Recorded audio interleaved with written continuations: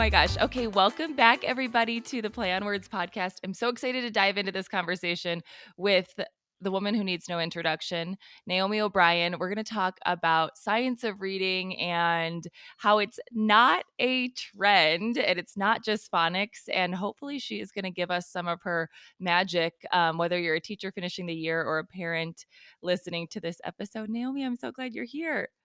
Yes, I'm so happy to be here because talking about reading is just one of the things I love to do. Yay. So, okay, you are a science of reading coach. You're not in the classroom anymore, and you're an author among like thousands of resources I feel like you create. Tell us a Yes. little bit about how you got here.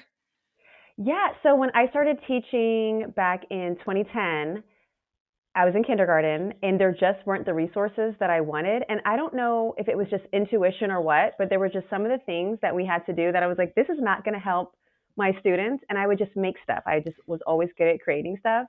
And people would be like, you need to put that online and sell it. There's this website called TPT. You should get on there. And I was like, whatever.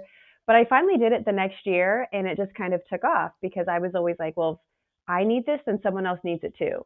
And then just through my work in the classroom and noticing what worked for me versus, unfortunately, what wasn't working in other people's classrooms, I very early learned phonics, phonemic awareness, vocab, like all like the big things that we know are important were the things to do. And those are the things that people in my grade level were skipping or telling me not to, don't worry about phonics, don't worry about phonemic awareness. Like literally my team leader was like, skip the green section, you don't need that. And that was phonemic awareness. But as a new teacher, I was so worried about getting in trouble that I was like, I can't skip this section. And I had the best results that school year. And I was like, it's that green section. So I'm trying to tell them it's because of these silly little things like blending and segmenting and beginning sounds. And they're like, no, just start making them memorize flashcards and sight words and things like that. But I was like, no, I really think it's that stuff. And then I started to really pay attention to what I was doing and it just kind of grew. So then I started sharing it on Instagram. And it's so funny now to see science of reading be this really big buzzword and people start talking about phonics and phonemic awareness because I'm like, I've been talking about this for a while now. Like, check the date on my resources. They're from years ago. But I'm just glad that it's here because it's what teachers need, it's what students need, and we need to change the data. So yeah, I just have been creating since then. I wrote a few books connected to phonemic awareness and phonological awareness just because I'm just so passionate about it. And I want people to realize it's fun, it's important, your kids need it, it's brain changing. It's just so exciting to me. So Wow, yeah, that's it that's in a awesome. nutshell. I also think it's so funny because I feel like that too. Like, I feel like for a long time I've been running around like a chicken with my head cut off, and people are like, what are you talking about? I don't know what you're saying. And now it does seem like more people are talking about it. However, I think that we kind of, in a way, like live in an education bubble because there's still so many people that would be that are like, no, I don't know. I don't know what you're talking about. Yes, Um, what grade were you teaching at that time when people were like, skip that section? that was kindergarten. No. Yeah, so I taught kindergarten for 2 years, and then I actually went up to second grade. So I got some of my students back, and I got some of the other people's students back. And in second grade, you could tell the difference of who had that foundation from like me and the few other people on my team that were doing phonemic awareness, and the teachers that refused to do it. And it was like, oh my gosh, like we're ruining children. They're in second grade, they're struggling readers, and it didn't have to be this way, you know? So that really stuck out to me. And that was my third year of Mhm. like, I can never not teach this stuff to early readers because it's damaging and whole language and memorizing sight words doesn't, maybe it looks successful in kindergarten when they can memorize those 50 words, but come second grade when they need a lot more, they're not successful readers anymore and they're getting retained and they're struggling. And it's just so sad because it didn't have to be that way. Yeah. So you got to do like kind of like your own research by seeing the Yes, kindergartners. That's yeah. cool. Unfortunately, I'm like sad for the other kids. One little kind of case study was that there was twins, and I had one twin, and another twin was in another class that wasn't getting phonemic awareness, and the mom was just like, "What is going on here?" Because this one is reading and this one isn't, and it was it was low key like a diss to her son, but she was like, "And he's the smart one," so she's like, "Why is the one in your class reading, but my smart one is not?" And I was like, we use different methods and approaches and strategies, and I can send you some things. But I was like, I know it's because they're not focusing on phonics and phonemic awareness. And they're just skipping it and going trying to memorize words, and it's not the way to do it. It may look like it at first, but Yes. there's no sustainability in that. I think that's the big thing that parents, especially, and teachers that are resistant, they're like, it looks like they think they really are because it really does look like it. And I'm like, Mhm. I could make so much more money if I was like, oh, I'll teach your child to read using sight words. Like, it would be quick, and I'd be like, bye. Yep. But it's Yep. it's the long run. It's like when people are like, oh, this is fear mongering. It's like, no, we're making our jobs harder. Like, Yes, yeah. teachers had to go learn this on their own. So did you learn in when you went to school, you were not taught the science of reading? No, I was not taught the science of reading in school at all. Like we were taught, sight words and three cueing and things like that. And I don't know what it was, like what really just stuck out to me, but I was like, this isn't working. Like I was trying to follow it, with my curriculum, and I was like, this isn't working. Yeah. I remember one of my students trying to read the word draw because it was one of those predictable books, and it was like, I like to run, I like to hop. Yes. He was like, I like to draw, and he just looked at the picture and said, I like to color. And I was like, what? He didn't even get close. Yeah. And then I'm looking at the word draw, and I was like, well, he doesn't know DR, and he doesn't know AW. And I'm flipping through the curriculum, and I was like, I don't ever teach this stuff. Like, this isn't even in here. So then I started to take it upon myself to do these things. So I was kind of self-taught, and then I was like looking things up because I was like, surely I'm not the only person that's noticed this. And I wasn't. It's just not the popular curriculums that our schools are buying for us. So I had to make the stuff myself. And okay, that I had a similar story of how I figured it out too. Same book in a first grade classroom, same type of book. I like to play, I like to slide, I like to swing. And then the last page was I like to ride my bicycle. And first of all, Of course bicycle, it was. I right? know. And I'm like, okay. So I'm like having her like sound it out. And then I did the thing that I was taught that was like, look at the first letter and look at the picture. What could it be? And I was like, if she can get bike, that was good enough for me in this assessment I was giving. But this little girl had actually didn't know what a bicycle was. And I was like, well, then how do I teach this if we have different like amounts of words and things that kids have Yep. seen and been exposed to?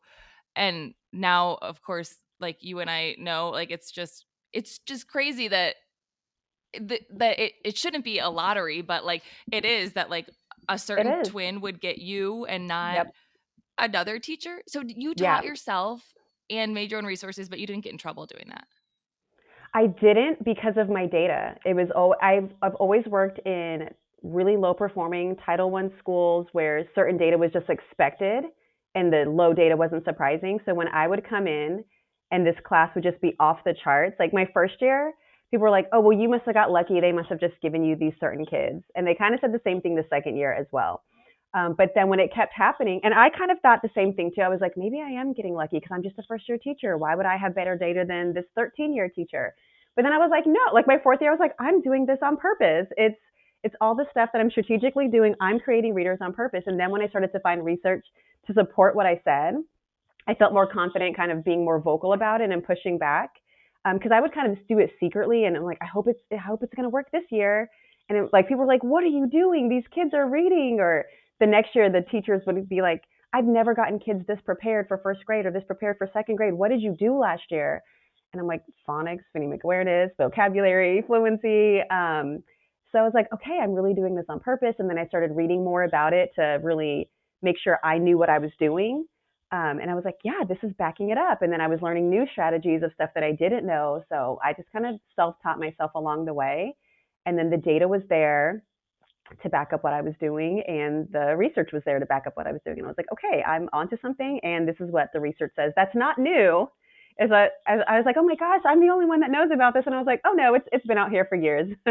We're just taught the wrong things. That is the big debate on the internet. And so many, actually, I was in a volunteer training the other day. There's this program, I'm in Chicago, and there's this program that like goes into underfunded schools and like brings volunteers to read with kids. And they were talking about the curriculum they do. And I was trying, like, I'm like, I don't need to jump in and say this is the wrong curriculum because I'm like, this is something. I'm like, the focus maybe is social emotional. It doesn't need to be like, no, here's the lesson. But by the end of the orientation, I was like, I gotta say something. I gotta ask if I can help write the curriculum.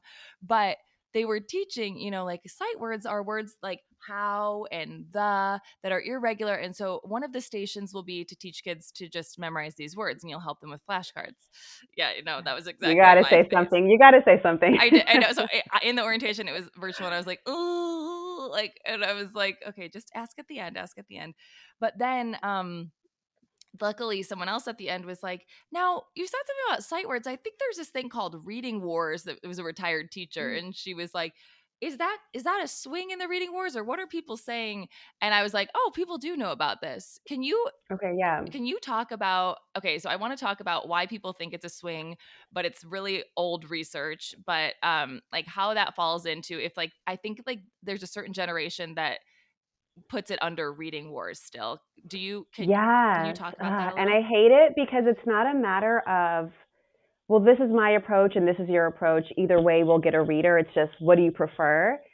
There is a highly effective way to do things, and there's a way that doesn't work.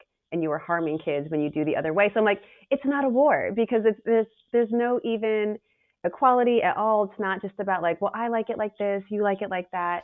And I faced a lot of that at my last school. And that was the first time I was at a school where, even though I was on my 11th year, everyone else was like on their 20th year. So there were more veteran teachers than me. And they're just like, well, we're that old school. That's that new stuff. But this is how we do it old school. And I think they're under the assumption that their old school ways, like it may be old, but it still works and gets the job done. And I'm just like, guys, look at our data. No, it's not getting the job done. And again, I've only worked in Title I schools, and I've also only worked with large populations of ELL students, which, to your point earlier, with that student not knowing the word bicycle or bike, these students may not have the vocabulary. So three cueing system isn't going to work when you can't look at the picture and really connect it to an English word. Um, but I really think that these people think that there's two different ways to do it, and it doesn't matter which way you do it as long as you do it well. Mm-hmm. And it's just so misguided. And what's just really frustrating is that kids lose, because when you're doing it the wrong way, they're not going to become readers. And for whatever reason, people are just okay with that data, and they're okay blaming the kids. They're okay. Like this school that I was just at had this huge population of special ed students. They're like, well, this is just our community. And I was like, you don't just have a community that just happens to have a large population of sped students. You are mislabeling students because your teaching methods are so bad that none of your students can read, and you're just saying, oh, well, they must have a learning disability. They must have a learning disability. Like a lot of the stuff was like phonological processing disorder. And I was like, well, have you worked on phonological awareness, or do they like, so, and then Yes. same thing. I taught second grade, and they're pandemic kids. So there was like, they're newcomers to the country. They went through the pandemic. They're poor. So of course, this is why only 4% of the fifth graders passed the state test. So that nobody was shocked by that. I was like, what is happening? Because I just moved to California. And I was like, this is not shocking to y'all. Y'all aren't upset. Y'all aren't sad by this information. And so I get my second graders who don't even know the alphabet. And I had originally been offered TK. And then the week before school started, they put me up to second grade. And the principal was like, well, I mean, it'll be like kindergarten because that's, what their data's like. So I was like, oh my goodness. But it's sad because like they're 7 and 8 years old. They're very aware that they can't read. But they made so much growth. Oh, it was such a hard year, but it was so rewarding. But we had to start all the way back at the beginning. And then about halfway during the year, like maybe February, when the second DIBELS assessment came out and my students went from red to like now they're on yellow, some of them were green, some of them were even blue above grade level. And the principal was like, what are you doing? And she was like, can you run a training? And I had actually been offering to run a training all year. And I think they were like, oh, she thinks she can come in here and Yes. change stuff. She doesn't know our kids. But they were like, oh my gosh, what are you doing in there? We got to start. So they started sending people in to observe me. And I did run a training for them. And I gave them like access to my reading membership because it was like, y'all have to do better Yeah. than what you've been doing. So they actually have been still using it this year. And a few have reached out to me saying, oh, wow, like they're really getting it, or that really works. Or they're like, it's fun to teach them. I was like, yes, it's fun to teach and see the results and see growth. It'd be frustrating to go in every day and nothing's working. They're not learning. Your lessons aren't working. So Yeah. Wow. yeah, just the fact that there's even an idea that it's two different methods and which one is better, we don't know. We do know. There's research, We there's do. case studies, there's decades of research to back up which one should be the winning team. I don't even know why the other one would even be an option. I know that I'm like trying to figure that out. Like why every time I have another teacher advocate on this podcast, I'm like, why do you think people are so resistant if people are saying this is what helps kids? Like why wouldn't you just be a little curious? I can't figure it out. I can't either. And maybe because they've heard that this whole time, like this is what helped kids. But I'm like, but you've seen that it didn't. So why would you keep believing that one? Like I have talked to people that like right now on Instagram are huge accounts that are like the whole time I was in the classroom, I was teaching it the wrong way and my kids weren't learning, but I didn't know what to do. And I'm like, then stop doing what you were doing. Like, why would you do something knowingly wrong for 10 years? Like, I can understand being misguided a bit, but at some point you didn't, with the internet at our hands, right? Yeah. And no, it's not a part of our job to go home and do extra research. But if we weren't taught the right way and the kids in front of us are not doing, like, learning properly, there's no way I could just sit there and not try to make some sort of change. Yeah, do you think that maybe like teachers are that aren't saying it are like just too burnt out and they're like not looking that as closely? I don't want to like generalize, but I'm like, Right. what would what would be the reason that someone would see that it's not working and not do it? I just can't believe that that would happen, but it is. In my experience with the schools I've been in, I would say it's a bias against the students. It's like, well, they're poor. So, oh, they can't read because they're poor. They can't read because they're Spanish speakers. Oh, they have a second language. So they find other ways to explain away the data, or they're Oh. from trauma. So their trauma keeps them from reading, or we can't expect this, or their families, have like work overnight. So their families can't read to them at night. So that's why they Mm. can't read, or you know what I mean? So I Yeah. think they find other ways to explain it instead of saying maybe it's the instruction, maybe it's me, and that's hard to say. Maybe it's me, but maybe it is you, and maybe there's some things that we can change and the curriculum can change, and you can advocate for that at your school. And I often get DMs and messages from people saying, I want to follow this, but my principal won't let me. And I'm like, I mean, I don't doubt that because I've seen some principals out there, but I would just be so in disbelief that a principal would really say, your data is looking good. You're not following the wrong curriculum. Like, go back to the old way where your students were failing. Like, if you're really producing results and you can show evidence, I really just doubt that a principal would be like, nope, I don't care if the data is improving. I don't care if your kids are now reading. Go back to the way that wasn't working. That's I agree. I'm wondering, that was one of the questions I was about to ask you, is that if a teacher says like, how do I approach my admin about this? Do you have other steps? So like would you say, okay, just like do it and then bring the data, or like would you say That would I mean, I would do, but I honestly would do both and have done both. Like last year, I'm new to the school. So I was like, I know what I can do, but they don't know what I can do. Like, I was at my other school for 6 years. So the principal was like, do whatever you want as long as you're getting these results. So I was new to this school because I just moved, and it was like benchmark everywhere. And I was like, and like the codable, like their level library and all oh this stuff. And I was gosh. like, I'm not using this stuff. Um, but I didn't go advertise it because she didn't know me yet. So if she came into my room, I was still doing my own lessons and I was prepared to say, this is why I'm doing this. Yeah, And then you I let my data speak for itself. But there's been other years where I was like, hey, do you mind if I try this out in my classroom? And I was like, here's the research to back it up, or send them a link saying, I saw this research and I saw this study and how effective this is. This is what I'm going to be doing. So if you're coming in, this is what you're going to be seeing in the classroom. And here's why I don't have Lucy Calkins units of studies out. And they're like, okay, cool, we trust you. So I've done both, where I've been upfront about it and said, this is what I'm going to start trying out in my classroom, or even I just didn't say anything. And then, but I was prepared for if I got confronted, like, why aren't you teaching this with fidelity? Saying, well, actually, I saw research to support that says this doesn't work, and this is why I'm doing this instead. And look at this data yeah. and look at how the kids are doing. I think a lot of teachers are afraid of like ruffling feathers, which is crazy when kids' lives are on the line. Yes. And that's how I think about it. Like, it's the kids. Yeah. They're right in your face every single day, and like you have an impact on them. Like, and I always feel dramatic saying it, but I fully mean it. I'm like, you're ruining their lives. Like, you're Yes. literally ruining their lives when you choose to go in every day and do something that you know isn't going to help them, or you choose to not try something that you saw that said it can help 95 to 98% of readers. This is effective. There's decades of research, and you just say, well, I don't want to get in trouble. there's 20 something kids in front of you that if they don't learn how to read, or they're now a year behind and the next teacher is just like you and the next teacher is just like you, they will never learn how to read. Like, you're literally ruining their lives. You're affecting their future jobs, just everything. And it's like, there's so much at stake. And even down in kinder and first grade, when it seems like, oh, it's just fun and playing, and what role do I really have? You have one of the most important roles, arguably. Like, you're setting them up for later on, because their middle school teacher doesn't know how to teach them how to read. Their high school teacher doesn't know how to teach them how to read, and by that point, it's too late. Yeah. So it's like, you really do matter, and it's not just kindergarten. It's kindergarten, and it matters. It's first grade, and it really matters. It's second grade, and that's one of like your last years to really strengthen that foundational skill, and it really, really matters.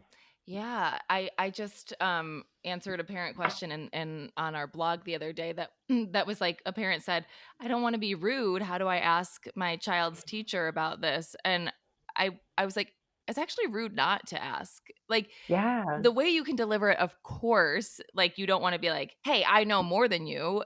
No one is saying do that, but like, if you go in and be like, "Hey, I've read about this. Can you tell me more about this?" or like offer to help, or just like learn more about the curriculum, that is advocating for every child, not just like, Yes, like yours and everybody else. My sister-in-law just actually had to do that. "Ooh."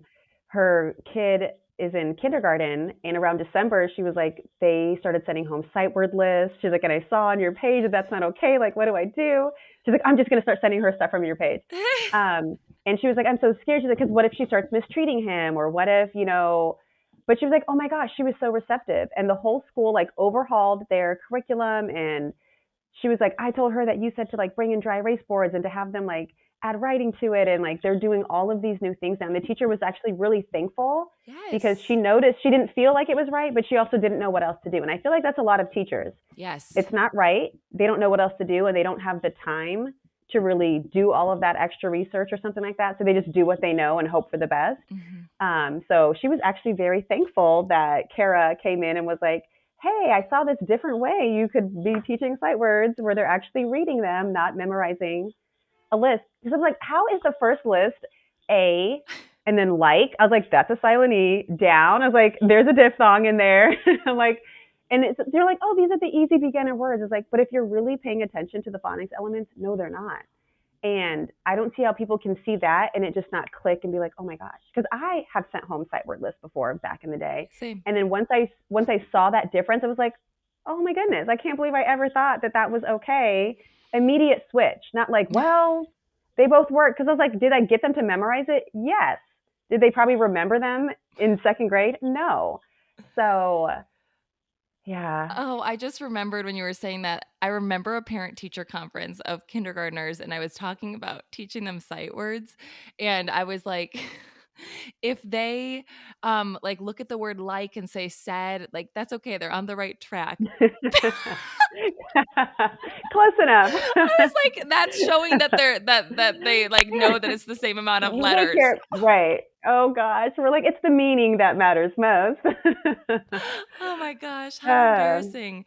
Okay, yeah. so can you talk a little bit about, okay, so we've talked about science of reading is not, well, also I think there's like a common misunderstanding that people think that science of reading is a specific curriculum. Yes. Have you heard this? You can tell with the way that they like ask a question about it. Like, is this science of reading, or where can I get science of reading? And I'm like, it's not any one thing. Yes. So, yes, so science of reading refers to a body of research.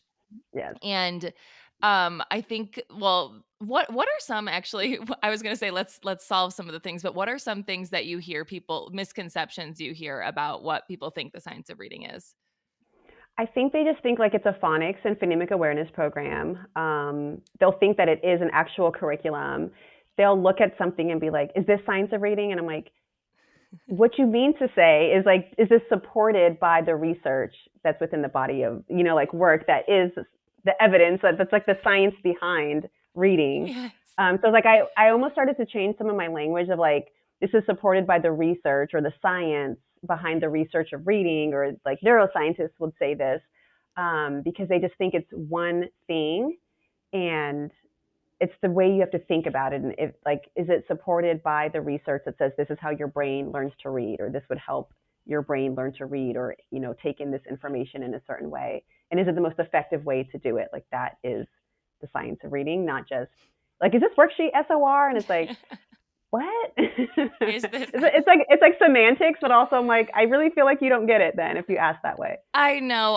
And then I like, especially you probably think about this too in creating content. I'm trying to make content as simple to understand for parents that have 10 seconds as possible, but also like explain as much as possible. But it's like, you just can't. And I think that's also a reminder, like, don't get your news from social media, but Yes. like actually just like be like, oh, that's something like, think of it as like, oh, I should read more about that. They just brought that to my attention. Yes. Um, okay, so it's not just phonics and phonemic awareness. In a pretend that a parent is listening that has a 4-year-old and they have never heard anything of it. How would you explain that it's not phonics and what it is and what to look for?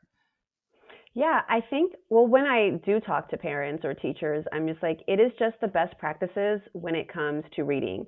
You might even find it's stuff you're already doing, and hey, it is supported by something that the research says. So it's not this magical one thing that it has to look this way. I've even just said that recently. I was like, it's the science, it's the research. I was like, the way that you implement it is the art. So it can take on many forms I love as that. long as it's backed by evidence. So it's like, do you have to do it the same way that I did? No, but at its base, does it have to be supported by what the research says? Yes. So it's going to be phonics and phonemic awareness, but it's also going to be fluency and comprehension and tier 2 vocabulary and vocabulary strategies and things like that that all go into becoming a skilled reader. So just really thinking about it in that way. And then it's like, then you have to go read and research and see which way is the most effective way to do these things because there's so much out there. And a lot of the stuff even just needs a small tweak Hmm. and it's aligned, to the research. So it's not all bad. And I think it's just fine tuning your eye because you know the research so well to see, okay, yeah, that's a little sketchy, but if you just made this one small tweak, then you could use that thing. Yes, that's such okay. I was doing a professional development at a school and it was the kindergarten through third grade team. And there were like some questions. And I was realizing when I was talking to them that I was like, they have a lot of different curriculum, like between well, I think that's what also another thing that people don't realize is that like teacher to teacher, even in the same school, are doing different things. Yes. And that's crazy. Like somebody was like, oh, our school uses this. And like, I teachers are doing what they like, they're piecing it Mm-hmm. together, they're adding different Right. things.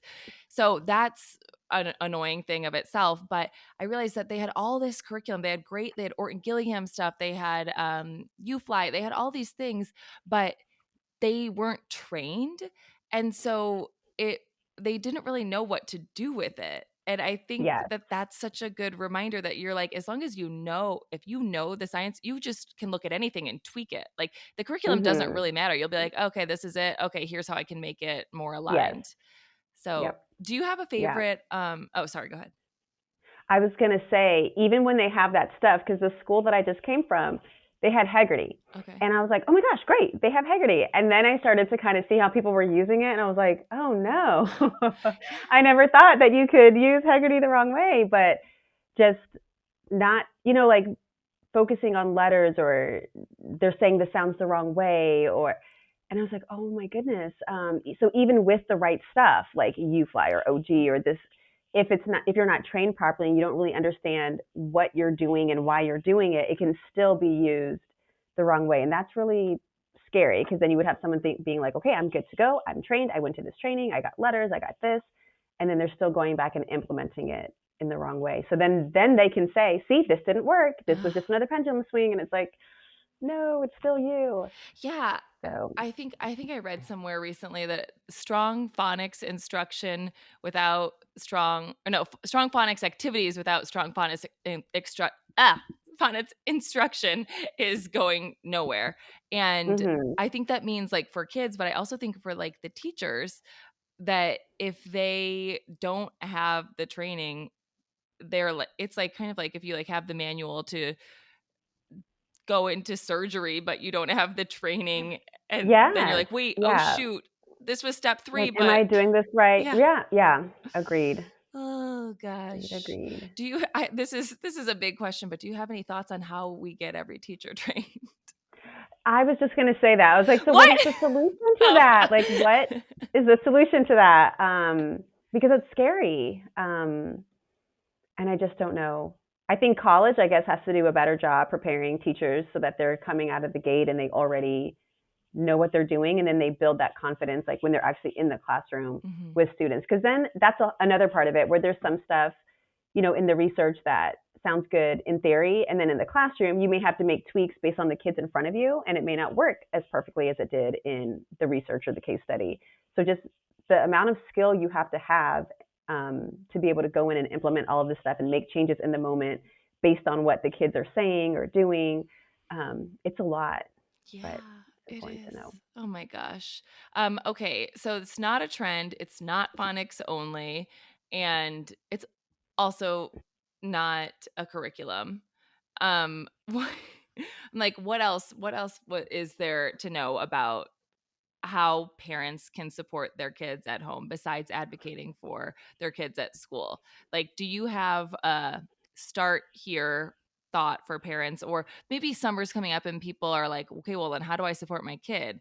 Oh, actually, pause on that answer because I have to ask you. Somebody sent me a message the other day that said that their kindergarten teacher said that on the first day of first grade, that so they already got out of school for the summer, but at the first day of first grade their child should be reading 100 words per minute. That was the only guidance of what they should practice for the summer. that, that is always that's wild. Right, I like that you're just laughing. And it's like, what did you expect them to do? I hate seeing. There's been so many videos lately. I don't know why the algorithm has been sending it to me, but it's like blaming the parents. Like parents need to do a better job. Like they're sending these kids to school and their kids can't read. What training do you think that they went to that they should realistically know how to, like, you can't even teach the kids how to read, so why would the parents Yeah. know how to teach the kids how to read? Like, you really think they're going to sit there and go through systematic phonics and phonemic awareness and pull out tier 2 vocabulary and work on comprehension strategies and build fluency progression over time at home and just be trained to do all of this stuff? So I'm like, when I see people blame the parents, it's usually because they're like, well, they're not reading with them every night. I was like, well, that just shows me that you don't know what goes into reading if you think that is a big thing that's making your kids not be able to read. So that is wild. But I always just tell parents, like make it fun.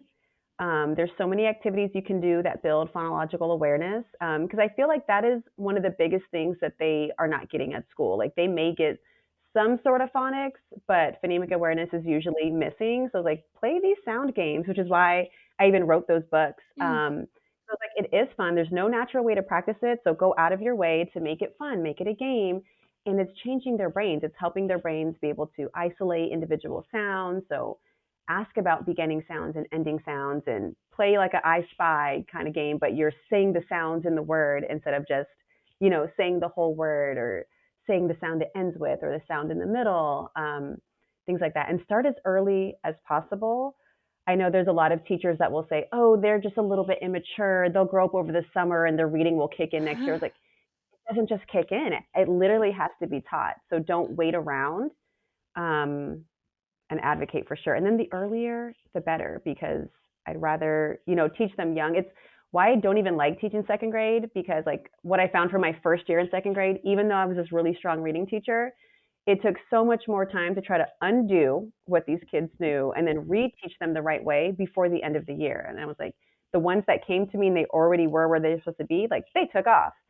And then the other, I was like, I wish I could get you guys earlier and not have to undo stuff first. I wish you just learned the right way from the start because you were capable of doing it. Like my second graders last year, all of them were read. And then remember, this is a school with a really high sped population. So I'm like, is it something in the water? Like, what is going on in this community? And then I was like, nope, just as I suspected, they just weren't taught properly. And for some of them to just take off and be above grade level, like they already had it in them. And I'm like, now imagine if they already came to me on grade level or above, how much further they could have gotten. Because yeah, like you got to blue, but where could you have been if you didn't start at -3? Like we're starting on a pre-K level. Some of them they're significantly behind was everybody's score in August, and I was like, this is not fair to them, and this isn't okay. So starting as early as possible, to just give them the best chance to like grow and grow and grow in pre-K, K1, 2. It's so important. And later on, those teachers don't know what to do later on because they're not supposed to be getting kids That that can't haven't read. been taught how to read yet. So it's like it's not even like they're doing a bad job. They were not trained in foundational reading skills. Um, and they have other things to worry about. They're trying to get them ready for middle school, but they have to go back to kindergarten lessons. So it's just a mess. But yeah, definitely just working on, and I think you do have to advocate because you have to know what your kids know, what they don't know. Hmm. Because when parents reach out to me and they say they have a problem with this, and I'm like, well, have they been being taught that thing and they still don't know it? Or was it never taught and that's why they don't know it? Because those are two totally different conversations. If, yes, they've been exposed to phonics, phonemic awareness, we did this every day, we did that every day, because it's like that's a whole conversation to have. But then if they were never taught that thing, then it's like, okay, well, then let's start here. And that's probably the problem.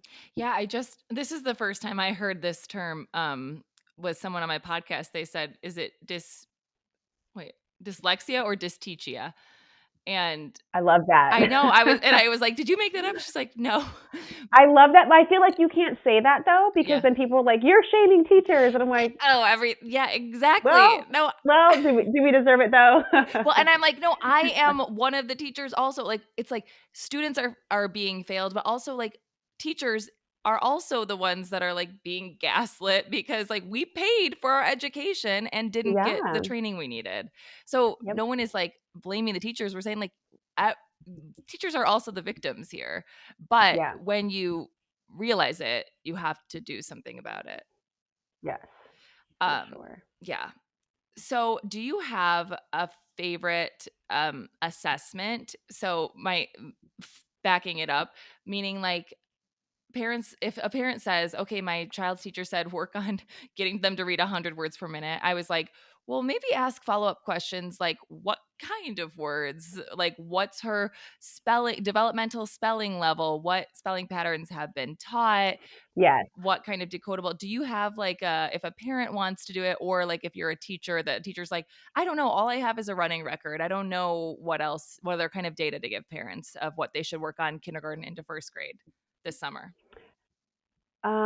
I have one that I made myself Oh, that just goes great. through like the phonics elements. I also love like past and just like I don't know, because I feel like some of that stuff gets so technical and then parents will just get overwhelmed Yeah, and not do it.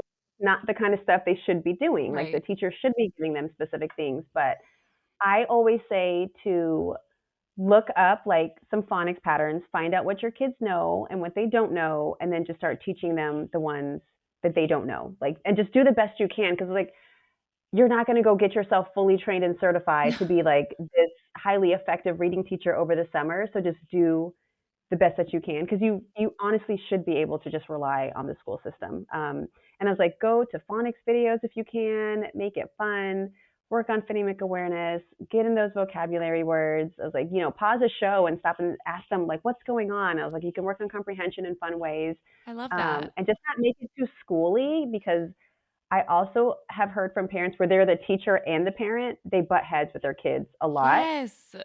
and it's just not fun. Their kid's mad at them. They're stressed out at their kid. I was like, and then you just don't want that either for like the family dynamic or for the wanting them to enjoy learning how to read dynamic.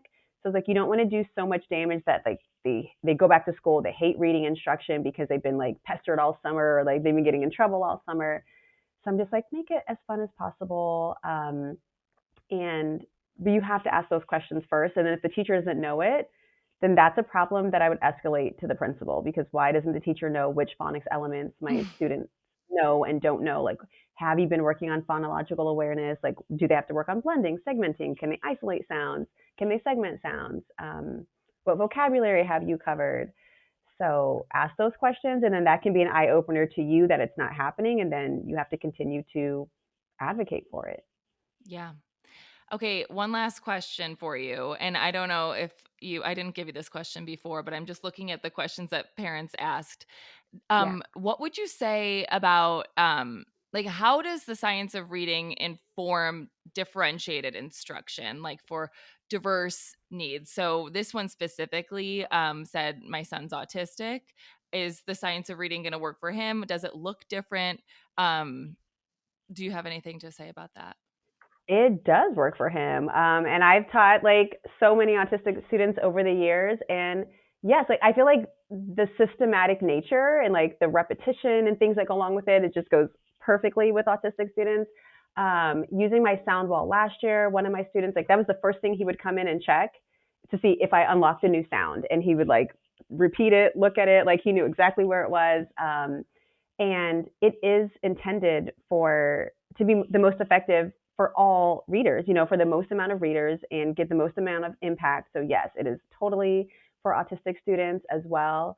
And it's just going to give everybody the most bang for their buck. And then within the classroom, though, the teacher has to be great at diversifying the lessons and making sure that everyone is getting what they need. So thinking about what that looks like in the whole group, whether you partner your students up and, give different groups different tasks, different partners different tasks, and then what that looks like when you pull them out in small group and when you see those students, what you're working on with them.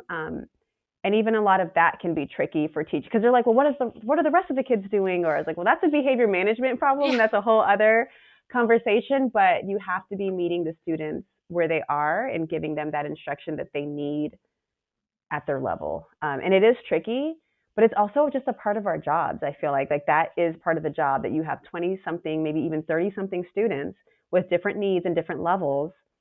And that's what we have to do. Like that is what teaching is. So to act like it's impossible, I don't feel like is fair because that's the job.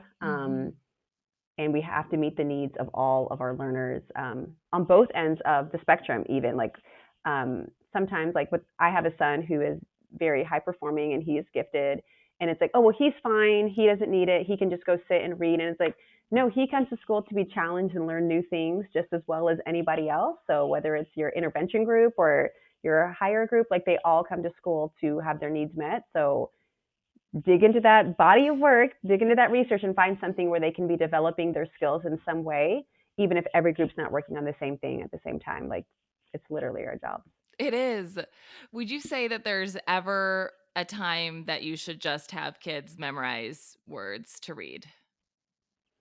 I will say sometimes. And I'll say here's what I did last year is that I was like, okay, I'm coming in at second grade. Time is not on my side.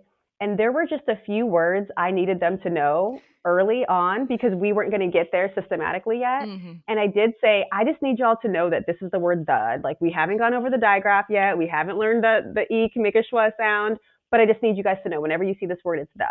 And then later, though, when I came back around to it, I did teach them how to read the word.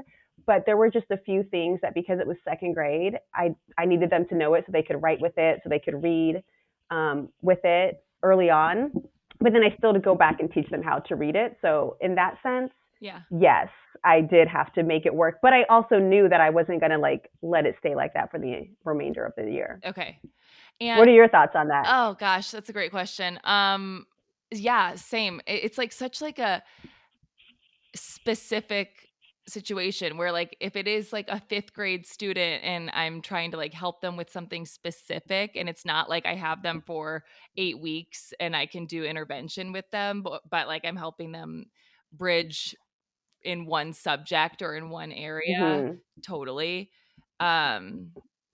Or sometimes I feel like I've worked with a couple of kids with Down syndrome, and that has helped a little bit introduce like a couple of words, but then I always go back to systematic instruction, but just like sometimes in the bridge, but that's like, it's like if it's like a very different, I don't want to say very different learning need because the systematic construction is actually like great. I think that's such like a misconception. People will be like, yeah, that doesn't work if you're dyslexic. I'm like, no, this actually like originally was like, for the dyslexic brain.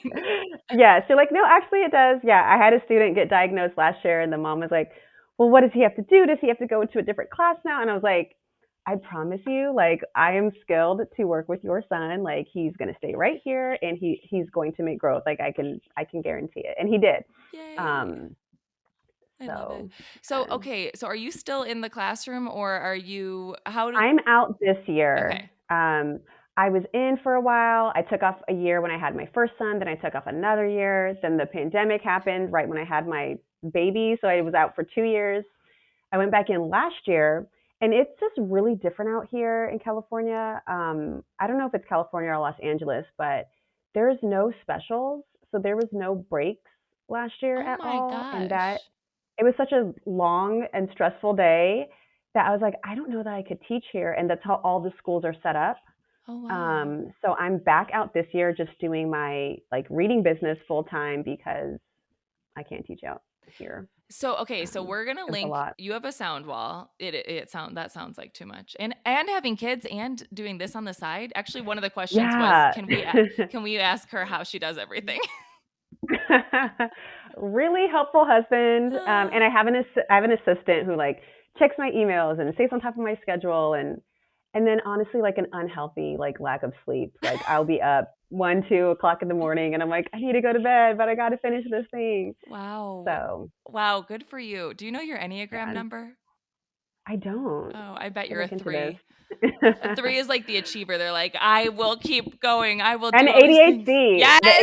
ADHD helps. Hyper focus. I'm like, I got to get this done. I'm like, oh wow, 5 hours went by. Wait, that is so funny that you say that because I was just planning another episode talking about ADHD and I was like, I think parents are so afraid of it as kids, but I'm like, as an adult, if you actually learn, it's like a superpower.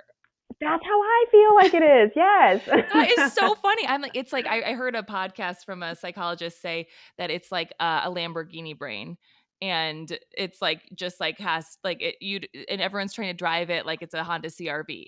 But if you learn Yes. how to drive it, it's like, oh, Yeah. And I'm like, now society may not always be set up and like conducive for it. It's like, but whatever. So you're late to a few things. There's a lot of other things that you excel at and you can get it done way better and faster than anybody else. And like it has its pros and cons, but I think it has so many pros and I couldn't be doing what I do without it. So 100% agree. I love I love it. it. And I always tell parents that I'm like, your child is fine. Your child is everything's great. It's like school that is not great for your It's child. a school setting. Exactly. Yep. Because like and that's probably why so many entrepreneurs have ADHD because like they're like, "Oh, I Hmm. actually can work a lot. I just need to have Right. When I flexibility." can set my own hours. Exactly. Yep. Like Yeah. in a school setting, it may not be the best, but there's nothing wrong with them and they will be fine in other arenas for sure. Oh my gosh, this has to be the next episode where we talk about this. Yes. And writing a new maybe creating like a new school training because can you imagine kids with any sort of neurodivergence going to school and like getting to just be how they are? Yeah. And I feel like that's how I set up my classroom and it's just such a beautiful community that I'll even feel bad cuz I'm like I know it's not going to be like this next year because like I'm allowing for this or I'm understanding of this thing and it works and I was like my classroom is not chaotic by any means. It's like we're learning, it's positive, everyone feels accepted, they can be themselves. But that really should be a training for sure. Yeah, and I think that's also a misconception. I think people think that it means like chaotic or just like always like super hyper and it's like no, it's a hyper focus that you can have. Right. And Yes. just because like your child isn't like bouncing off the walls doesn't mean and that's not necessarily it could be what it looks like in your child. It's so many misconceptions. Yeah. But Yeah. but okay, the thing I like to ask every guest is what if you could pick one thing in education, what would your legacy be? I'll give you some examples. Lizzie Mm. from Workspace for Kids said to outlaw homework. Um, Oh, yes. Amelia Capitosa said Yeah. banning spelling tests. So, what would be your one thing that you could, if you could wave a magic wand and change? Oh man, I do love the homework one, but I will have to say eliminating like bias against students. Oh, I love it. That would remove a lot of barriers. How do you have a plan on how you could do that? I don't. I, I don't. That'll be your next 2 in the Trainings morning. and yes. Yeah, trainings. Yeah, Yeah. actually, 'Cause maybe I feel like if that bias was gone, then the data would stick out to you of like, wait a minute, this should be alarming because the kids deserve to do better and they can do better and things like that. yeah, that's a really good one. I think it feels like the big 3 things, if we could, like, rewrite education, like, the college education program, it would be, like, teaching about bias and so they know how to look for it, and Yeah, because then you could truly have high expectations. Because I think even people with great intentions, their bias holds kids back because they're trying to be kind and say, oh, well, this is the best they could do. And they don't truly have high expectations for them because they think they're doing them a favor by not holding them up here. yes. So That's so yeah. good. Okay, bias, social or talk about like behavior management, classroom management, and understanding different needs and explicit reading instruction. Yes, I'm like, that's what why we isn't need. that the elementary It would degree? change the game. It would change the game. I think Texas is doing that. I did a conference there last summer, and a lot of the younger teachers that it was their first year or they were about to start teaching, they were like, this session was so great. This is what we learned in, I forgot what the program was called, but there was some program they had to take. And that was the stuff that they had just learned, like the Reading Academy or something Oh, like that. wow. And I was like, oh, it was a small group of like teachers. And they were like, oh, we learned that in the Reading Academy. We had to just do that in the Reading Academy. And I was like, that's fantastic. And they were new teachers. So Oh, that's hopefully it's on the it's horizon. happening. Keep sharing. Oh my Yes. gosh. Thank you so much for being here. You are amazing. Yeah. Let's link, I'll link in the show notes your sound wall that people can purchase, right? And Yes. two things that you mentioned. Oh, the assessment, you made an assessment, right? Yes, it's in my reading membership though. Like I Oh, have a okay. membership Oh, so we'll that's just like link the whole systematic. thing. Yeah, we can do that. It's systematic. It's like I would share my lessons and people were like, "Can you just come teach my class or Yeah. can I have these slides?" And I'm like, "You can't have these slides because they're only systematic for my students because we followed a certain path. Like I can't just give this to you if you didn't do this and this and this beforehand." Yes. And then they're like, "Well, can you just send them all to me?" So I was like, "Let me just make this membership really quick." And Oh, I love I it. try to think of everything. Yeah, Okay, it's so good. in It's your really well. membership, what can people get? They get They can get, so it's 46 weeks of systematic phonics instruction that also has complementary phonemic awareness that matches. So if we're working on like the sh sound, then the phonemic awareness are sh words. And then there's assessments in there. There's the center work for them to do that matches the phonics element for the week to reinforce it. And then I added in vocabulary for the year. So tier two vocabulary for K1 amazing. and 2. And then this fall, I'm going to be adding in comprehension. So it was called the Systematic Phonics and Phonemic Awareness Membership. And I didn't want to call it SOR because I was like, it's not truly SOR. And a lot of memberships are like the SOR membership, but it's only phonics and phonemic awareness printables. And I was like, I can't call it that knowing that I don't have all those components. But now that I've added like high frequency words that are systematic in there and fluency, and I'm adding comprehension, I was like, okay, now I can call it an SOR membership because it will truly have all of these components that the readers need. So So this is something a super teacher excited. should ask their school to get them or a Yes. parent. Would you say a parent Yep. should do it at Parents home? too. Okay. Parents can do it as well or gift it to a teacher. Oh, that's a great Um, idea.